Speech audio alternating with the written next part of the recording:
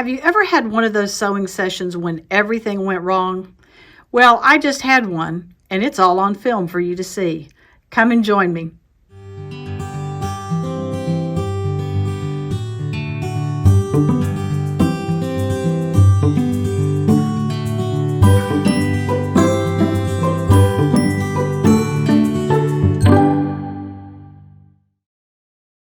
Hey guys, welcome back to Frances Quilts. Today we are on week 2 of Is It Possible to Quilt a Mandala Design? This is where we stopped last week with these first 3 sections done. I have 3 more sections to go. I think we'll do one of those today, maybe even 2, and then we'll finish the rest of them next week. So let's first go see what we're going to be quilting today. So this is where we stopped last time with these 3 sections. I still need to come in and draw my circle in. So that will be the first thing that I do, is to quilt that circle in. Then this next one, we're going to start out doing some straight line designs. So we're going to come in to about halfway. We're going to come up. I think I may try just doing a little circle. I'm going to come back down and then back to here. Up, up, circle, down, diagonal back, diagonal in, up, circle, down, diagonal back. Just something like that.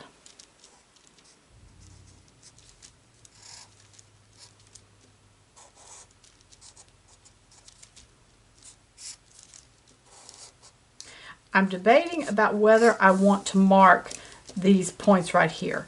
Where I'm going to be stopping. It might help me to actually mark those as I go. I'm still thinking about that. Now that we have finished that part, I'm going to do something else that's a little different. I'm going to come to these lines right here that are in the center here of my design, and I'm going to do a circle very similar to this one that I had. It'll be a little bit broader because the area is bigger, and I'm not going to go all the way down. I'm just going to stop. Come down here, around like this, and around like this. And do you see what's happening? We end up with hearts. Let me do a couple more. So can you see the heart here? We have it coming like this, and around, and back down. I think this will be a fun way to add some hearts without actually having to add hearts. So let's go to the machine and give this one a try. Now, if you remember from the design, we're going to do a straight line from here out to somewhere here. We're going to come up, maybe make a little circle thing up there, come back down, and then back to this point. Not sure how this is going to work, so let's just give it a try.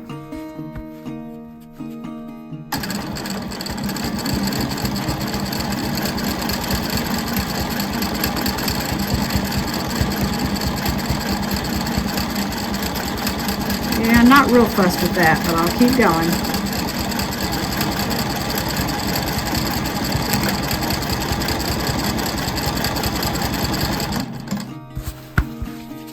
You know what?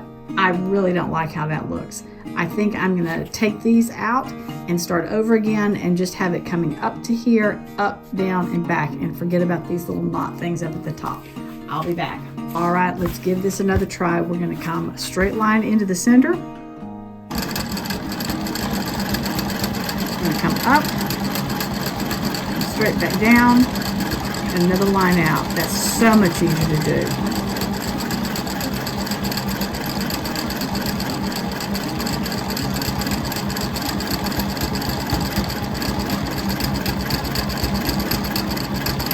Whoops, I tried to go up, didn't I?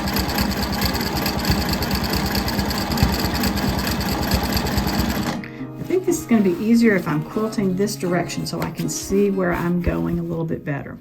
So we're going to come up.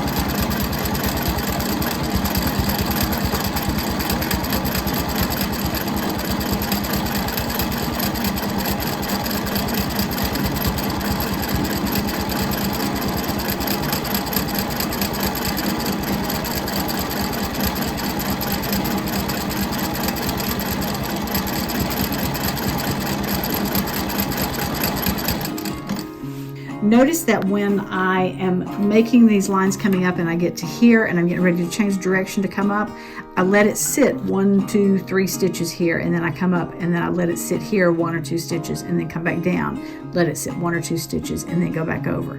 The reason I'm doing that is that way I will have a nice angle right here, and it's not going to turn into a curve. It very easily could turn into a curve. So let's keep going.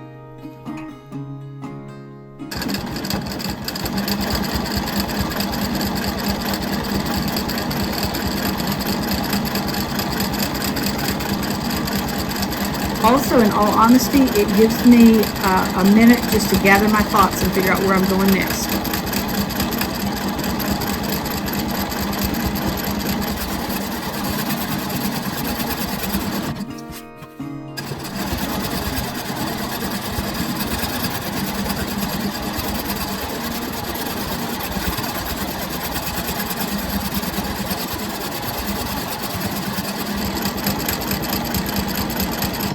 I really do have to keep turning it every time, or it's very easy for me to get them off center.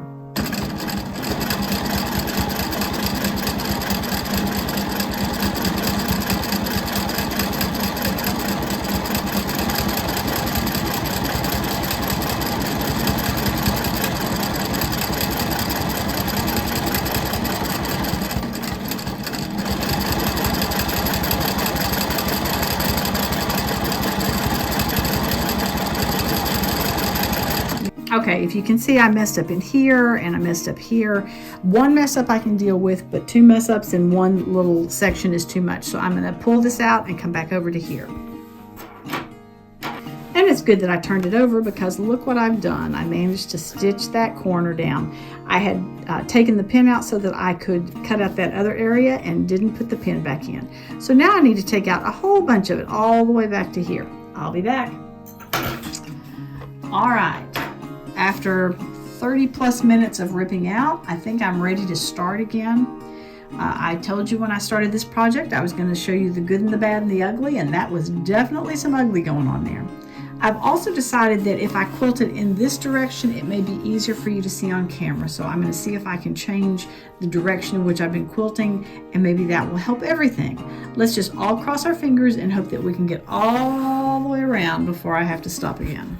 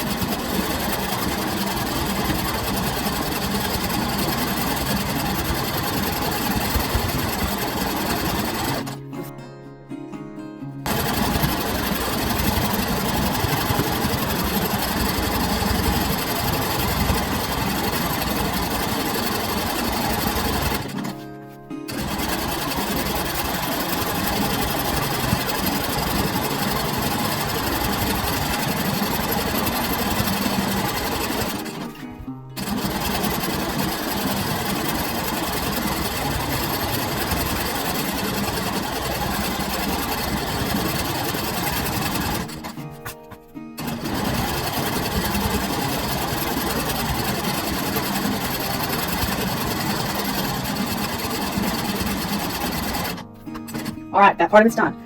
Now let's finish this off by doing our little half loops. We're going to come up here like this and back down, and just going to make a little scallop edge like that all the way around.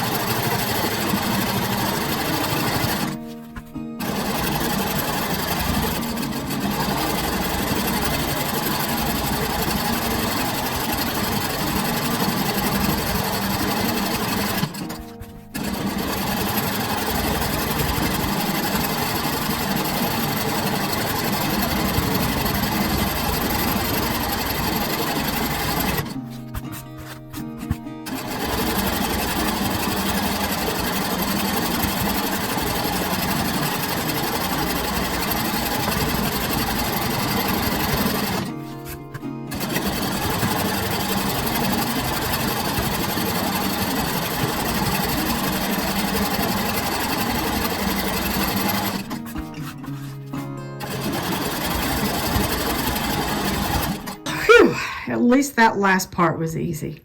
Let's have a look at it. Well, there was absolutely nothing pretty about that sewing session, but sometimes it just happens that way. Please tell me you have those kind of days as well. Even though the sewing might not have been pretty, this is looking great. I'm so excited how this new row has added a little more interest to this mandala design. If you're sewing along with me, I'd love to see how yours are turning out. I hope your sewing session has not been the same as mine today. Please join me next week as we add another row to this growing design. Thanks for joining me, and I look forward to seeing you next time on Frances Quilts. Remember, if you like what you've seen, be sure to give it a thumbs up and subscribe. Please check out my website and daily blog at francesquilts.com, and I can be found on Facebook and Instagram at Frances Quilts.